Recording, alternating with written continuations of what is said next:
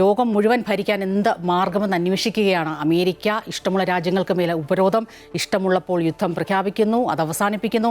പക്ഷേ അമേരിക്കയിലെ സ്ഥിതി വളരെ മോശമാണെന്നാണ് ഇപ്പോൾ പുറത്തുവരുന്ന റിപ്പോർട്ടുകൾ. സർക്കാർ ഷട്ട് ഡൗൺ പ്രഖ്യാപിച്ചിരിക്കുകയാണ്.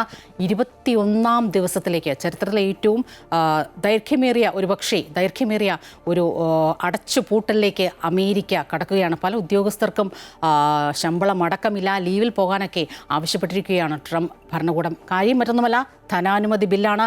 അത് 11ാം തവണയും ഈ സെനറ്റിൽ പരാജയപ്പെട്ടിരിക്കുകയാണ്. ഈ ധനാനുമതി ബിൽ പാസ്സായാൽ മാത്രമേ അടുത്ത കൃത്യ മാസത്തേക്കുള്ള ബജറ്റിനുള്ള ആവശ്യമായ പണമടക്കം ലഭിക്കുകയുള്ളൂ. ശമ്പളമടക്കം നൽകേണ്ടതാണ്.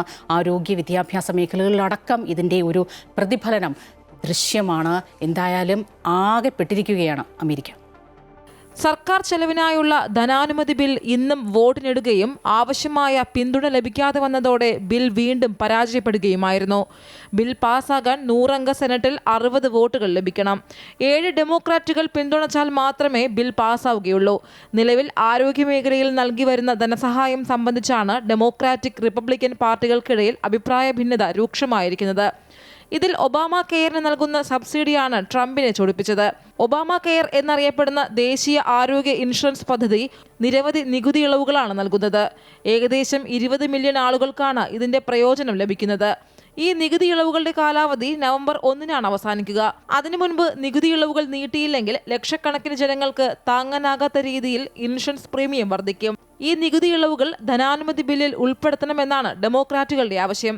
എന്നാൽ ഈ പദ്ധതിയുമായി മുന്നോട്ടു പോകാൻ കഴിയില്ല എന്നാണ് ട്രംപ് ഉൾപ്പെടെയുള്ള റിപ്പബ്ലിക്കൻ അംഗങ്ങളുടെ വാദം. ഈ വിഷയത്തിൽ സമവായത്തിലെത്താൻ ഇരു പാർട്ടികളും തയ്യാറാകാതെ വന്നതോടെയാണ് ലക്ഷക്കണക്കിന് ജനങ്ങളുടെ ജീവിതം പ്രതിസന്ധിയിലായത്. ലോകസമാധാനത്തിനായി അശ്രാന്തം പരിശ്രമിക്കുന്ന വ്യക്തിയാണ് താനെന്നും നേഷൻ ഫസ്റ്റ് എന്നതാണ് തന്റെ ലക്ഷ്യമെന്നും ആവർത്തിച്ചു പറയുന്ന ട്രംപ് പക്ഷേ തന്റെ ജനങ്ങൾക്ക് വേണ്ടി ഒന്നും ചെയ്യുന്നില്ല എന്നാണ് ഡെമോക്രാറ്റുകളുടെ വാദം. നിലവിൽ അവശ്യ സർവീസുകൾക്ക് മാത്രമാണ് പ്രത്യേക ഫണ്ടിലൂടെ ശമ്പളം നൽകുന്നത്. മറ്റ് കേന്ദ്ര സർക്കാർ ജീവനക്കാരെല്ലാം അവധിയിൽ പ്രവേശിച്ചിരിക്കുകയാണ്. സർക്കാർ ഓഫീസുകളിൽ സേവനം ലഭിക്കാതെ സാധാരണക്കാരും വലയുന്നു. ദേശീയ പാർക്കുകൾ, മ്യൂസിയങ്ങൾ, പാസ്പോർട്ട്, വിസ സേവനങ്ങൾ തുടങ്ങിയവയുടെ പ്രവർത്തനവും പ്രതിസന്ധിയിലായിരിക്കുകയാണ്. 1981 ശേഷം 15ാമത്തെ അടച്ചുപൂട്ടലിനാണ് അമേരിക്ക സാക്ഷ്യം വഹിക്കുന്നത്. International desk, Amrita TV.